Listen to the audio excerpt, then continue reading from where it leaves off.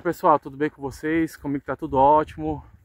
Professor Alexandre aqui, meu amigo professor Levi. Estamos aqui mais precisamente no sítio arqueológico Pedra do Letreiro, município de Quixeramobim. Um sítio arqueológico muito importante, não só para o município de Quixeramobim, mas para toda a região. E ele é conhecido como Pedra do Letreiro de Quixeramobim. Esse termo Pedra do Letreiro, ele é bastante conhecido, né? Existem vários letreiros espalhados aí pelo Brasil. E o nosso aqui ele é denominado como Pedra do Letreiro de Quixeramobim. Então nós iremos até lá, o final lá na cachoeira, para mostrar para vocês um pouco dessas inscrições e também falar um pouco do histórico, beleza? E aí eu estou na melhor companhia que o professor Levi, meu colega, né? Acho que você já queria conhecer esse sítio já há algum tempo. Já faz um tempinho que eu tinha te falado. Né? E aí foi um momento oportuno da gente vir até esse local e também trazer para vocês um pouco dessa parte histórica, arqueológica do município de Quixeramobim, tá? Aproveito e peço a vocês que não são inscritos, que façam a inscrição do canal, deixe seu like, curta, né? Compartilhe aí nos grupos de WhatsApp, Facebook, enfim. Faça esses procedimentos porque o YouTube entende que o canal é relevante e recomendará para outras pessoas, beleza? Simbora! Bem, meus amigos, nós estamos aqui no Riacho Mufumbo, que é um riacho do tipo intermitente, que isso significa que só haverá água no período da quadra chuvosa. Então, com as primeiras chuvas que deram aqui na região, começam, né, as águas a acumularem. Mas eu já cheguei a testemunhar mesmo aqui uma forte corredeira de águas, porque o sítio arqueológico com as inscrições ficam mais ou menos a uns 70 metros daqui desse ponto. E vejam aí, né, a nossa vegetação totalmente aí verdinha. Mas você, principalmente o pessoal que é do sul, né, sempre tem aquela imagem de ver aquela vegetação seca, né, achando que está morta. Mas só basta aí as primeiras chuvadas que a vegetação ressurge, né, fica verde suas folhas.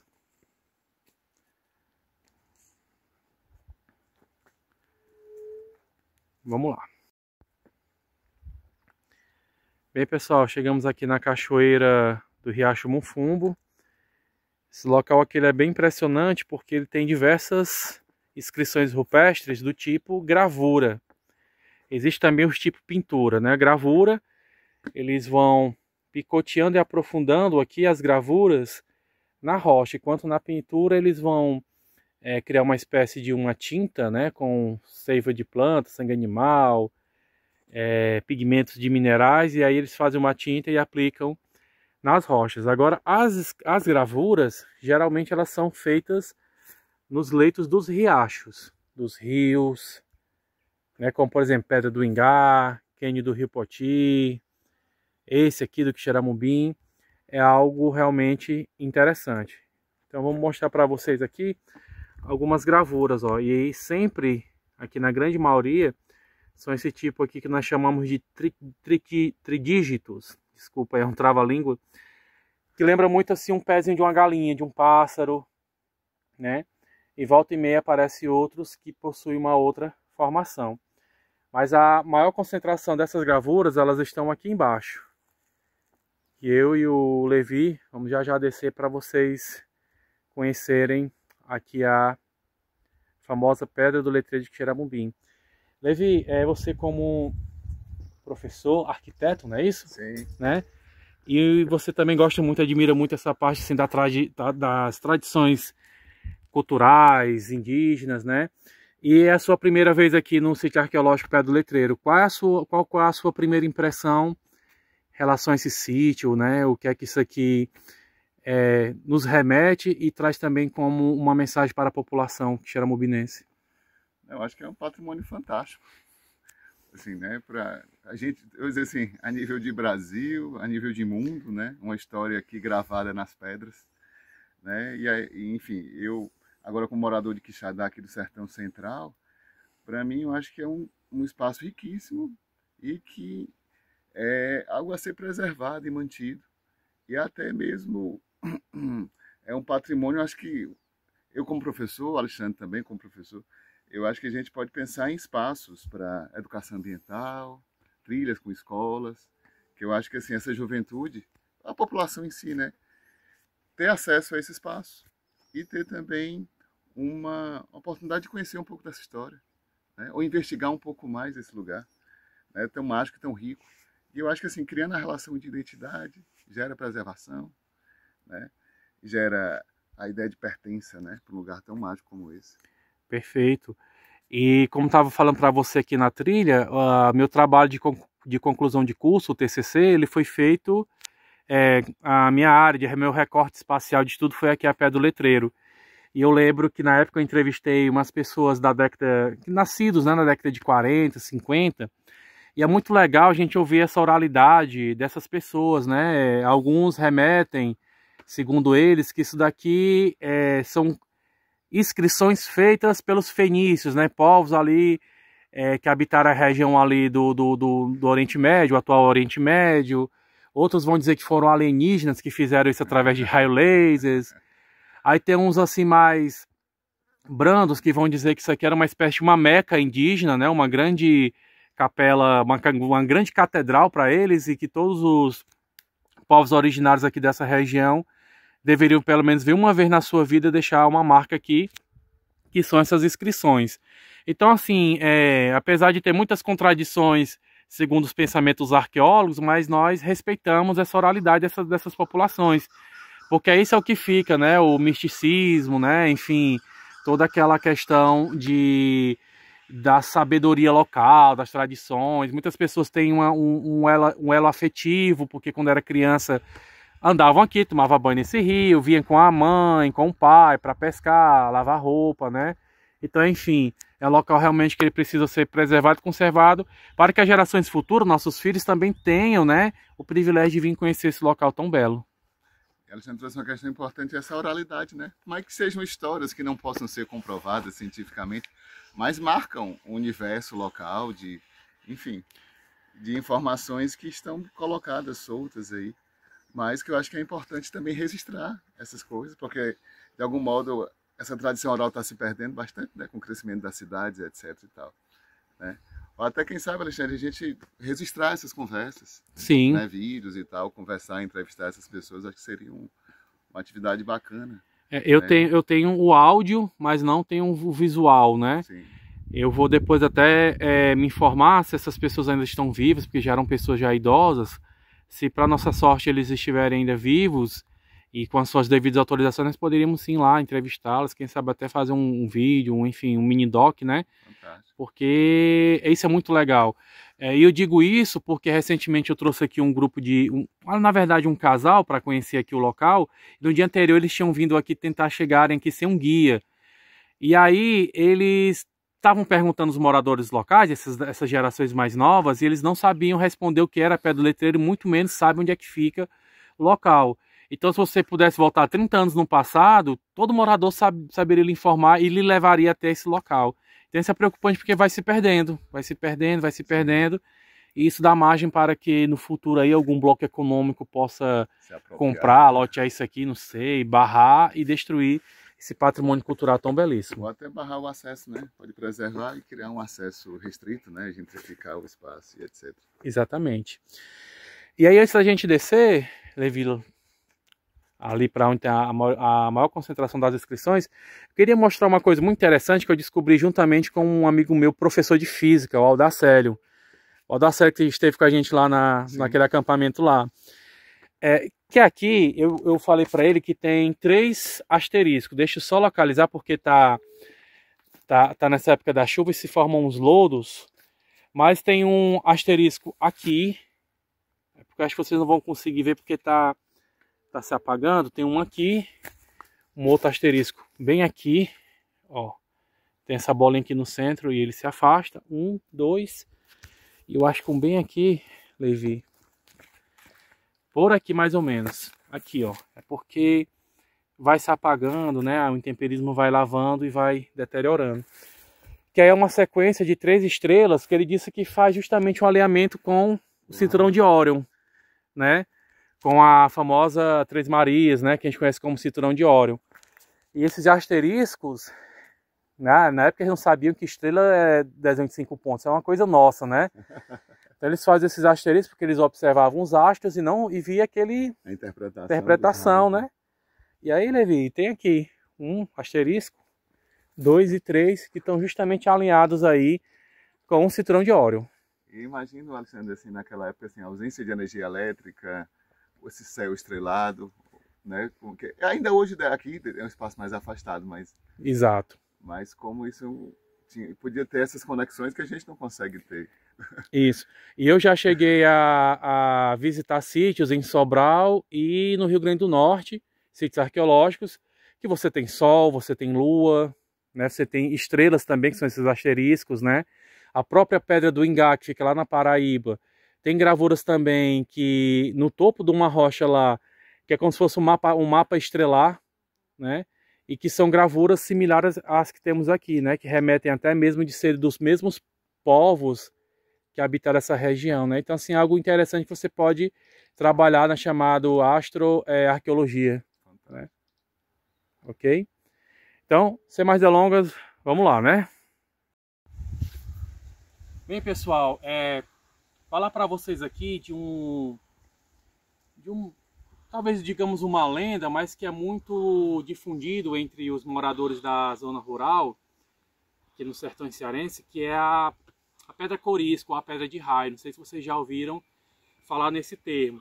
Isso aqui é uma rocha comum, certo? Mas que ela era utilizada para pilar, macerar sementes, folhas de plantas, né? Que era muito utilizado, que eles utilizavam nos pilões que ficavam entre as rochas, tá? Ela aqui não chega a ser um material lítico totalmente polido na sua feição no ápice, né? Na sua forma final. Mas o que é que acontece? No interior do Ceará, enfim, no Nordeste, há uma crendice da pedra corisca. O que seria isso? Um raio atinge o chão e, segundo essa lenda, esse raio vai aterrar uma rocha lítica, né? Um material lítico, a 7 palmos no solo. E aí, a cada ano que passa, né, esse material lítico ele sobe 1 metro. Aliás, 1 palmo, melhor dizendo. E com 7 anos, né, após de subir 7 palmos, o material lítico é aflorado. E quem encontra ele, guarda em casa como um amuleto. Porque eles acreditam que, se essa pedra corisco estiver na minha casa, a minha casa estará protegida de que um raio caia lá na minha casa.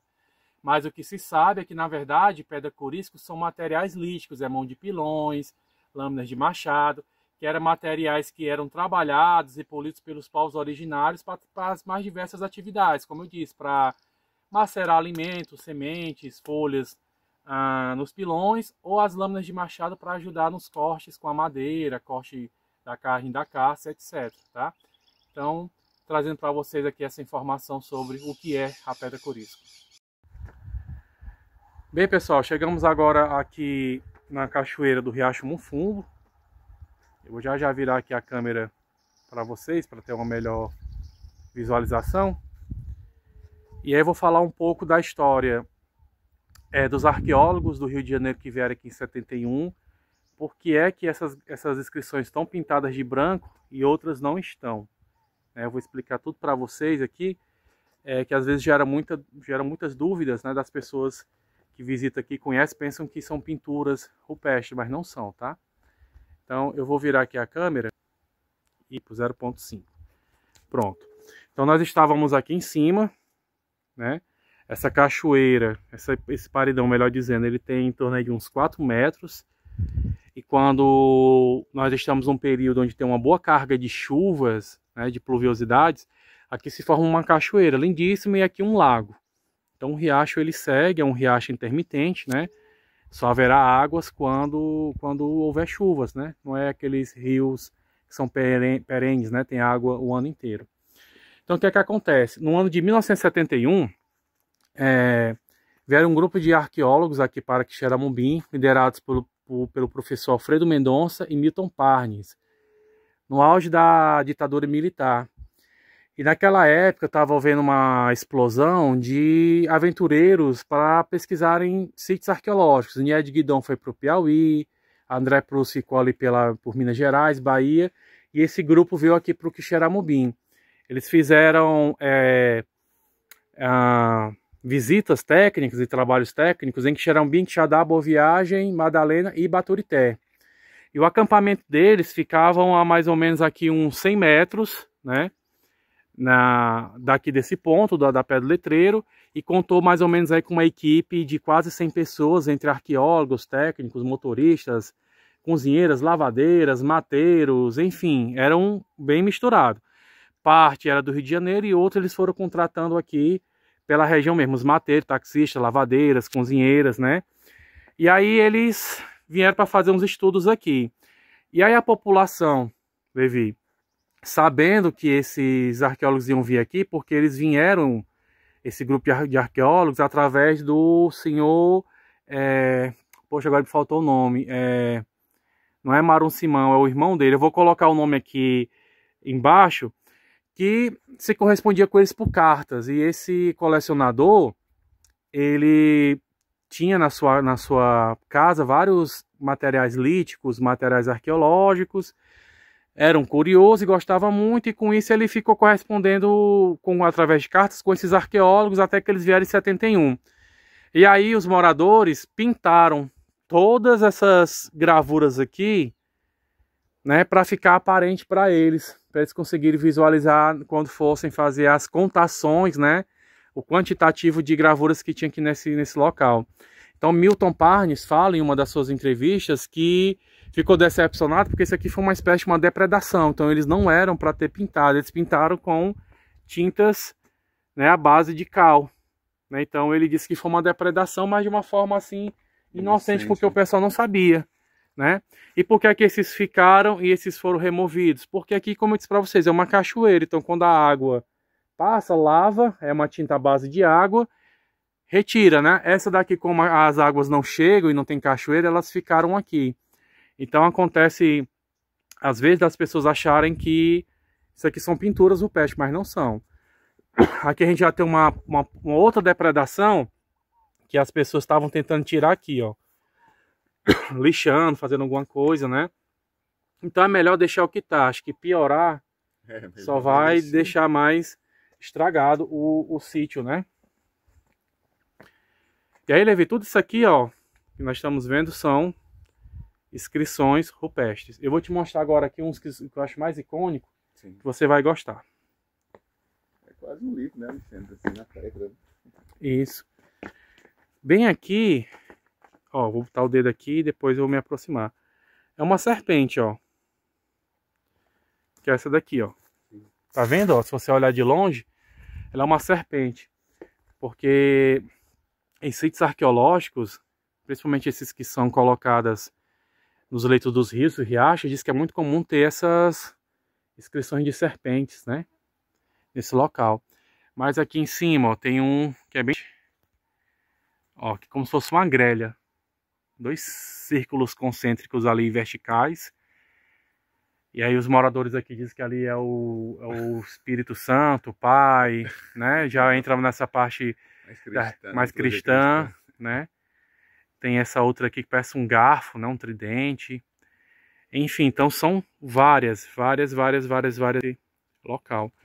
Eles somaram, os arqueólogos, né? Que vieram aqui em 71, em torno de 879 gravuras, no qual eu discordo totalmente.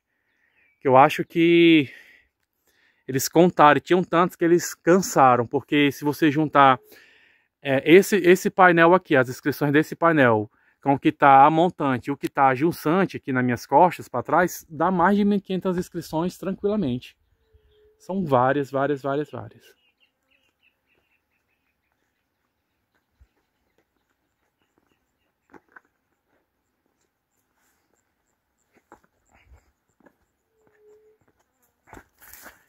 E aqui onde eu estou pisando, forma-se um lago, tá?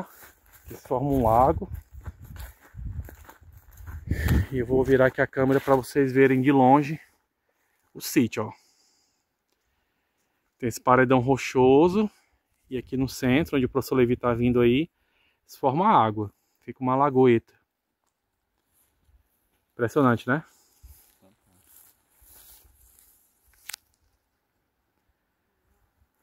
Aí esse sítio ele também já passou por algumas ameaças, né, de depredação assim, em níveis maiores.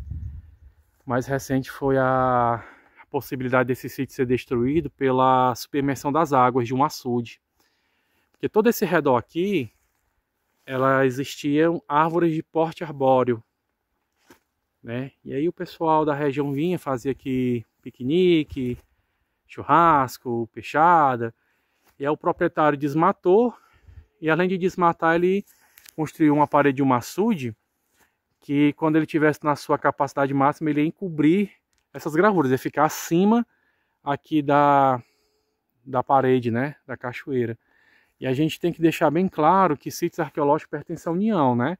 Apesar de estar dentro de uma propriedade particular, mas isso aqui não é dele, ele não pode intervir, isso aqui é nosso, é da União, né? Guarda uma história da humanidade, né? Dos povos originários que habitaram aqui. O que se pode ser feito aqui é explorar o turismo, né? Educação patrimonial com os alunos, com os habitantes aqui da região. Enfim, a possibilidade é tamanha, é grande.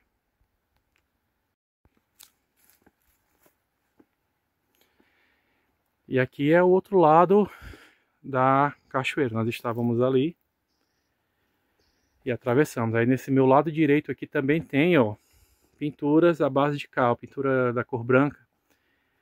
Não foi lavado porque as águas não chegaram até aqui. Então elas permaneceram, né? Então só para provar que realmente a água lava, ó, uma parte aqui, ó, tá com tinta e a outra tá sem, ó. Então decidiram deixar aqui, decidiram não mexer, né? Não intervir mais no sítio.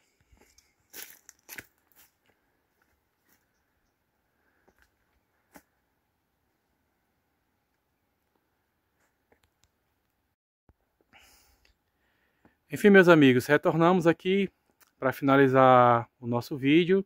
Lembrei o nome do pesquisador que foi o responsável por trazer esse grupo de arqueólogos aqui em 1971, é o finado Jorge Simão, que era um colecionador. Ele tinha um museu particular com vários materiais líticos, cachimbos antropomórficos, etc. Então ele foi o responsável por trazer essa equipe de arqueólogos que fizeram diversos estudos aqui na região do Sertão Central Cearense, incluindo, claro, a Pedra do Letreiro, onde era a base, onde era o acampamento. Conta-se que na época eles eram acordados com a corneta da alvorada, né? Porque o Milton Pardes, esse arqueólogo carioca, ele era militar, né? Então estávamos num contexto do regime militar e tudo mais, e essa equipe veio até aqui no ano de 1971. Cavaram algumas trincheiras para ver se achava algum material arqueológico, mas foi infrutífero, né? Como está descrito no relatório. E aí, meus amigos, encerro aqui o vídeo. Gostaria de agradecer ao professor Levi pela presença. Professor Levi, consideração final aqui dessa nossa visita ao sítio Pedra do Letreiro de Xeramubim. O que é que você pode nos dizer, assim, como uma fala final desse vídeo? Antes de tudo, agradecer, Alexandre, aí por esse momento único e por ver aqui, assim, parece meio paradoxal, mas é a história viva, uma história gravada em pedras aqui, né? Eu acho que, enfim, é um patrimônio único, tá? E fico surpreso, nasci em Fortaleza e agora o sertão, fui adotado pelo sertão, e descobrindo cada dia mais riquezas novas, né? E que é um patrimônio fantástico, riquíssimo, e que, enfim,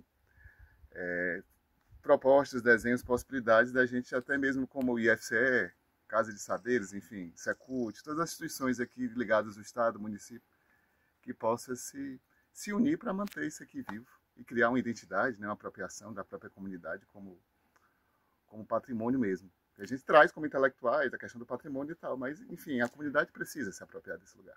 Pronto, com certeza. Então, meu amigo, muito obrigado. Tá? Quando você veio aqui em Xerambim, o primeiro local que eu pensei em trazê-lo foi aqui na Pedra do Letreiro, e que essa seja a primeira de muitas, né, de locais que iremos visitar no futuro, porque Xeramubim não é só a Pedra do Letreiro, tem Fazenda Salva-Vidas, Lagoa do Fofô, Serra de Santa Maria. Então a gente tem aqui um mix de locais interessantes que a gente pode explorar e, consequentemente, trazer vídeos, né, para os nossos inscritos aqui no canal Sertão em Detalhes. No mais, pessoal, gostaria muito de agradecer a todos que ficaram Final desse vídeo, né? Não esqueçam de deixar seu like. Se não é inscrito no canal, se inscreva, né? Quem caiu de paraquedas, comente, enfim, faça tudo aí para dar engajamento no canal e a gente chegar aí finalmente nas marcas, Levi, de 2.000 inscritos, né? A gente vê tantos canais aí com temas banais, bobos, né? Com 10, 15 mil inscritos. E a gente traz essas informações que é cultura, né? Não é só transnordestino, não é só ferrovia, mas também trazer um pouco aqui do que nós temos no nosso sertão nordestino, tá? No mais é isso, pessoal. Valeu, forte abraço. Valeu, E até um próximo até a vídeo. próxima. Tchau, tchau.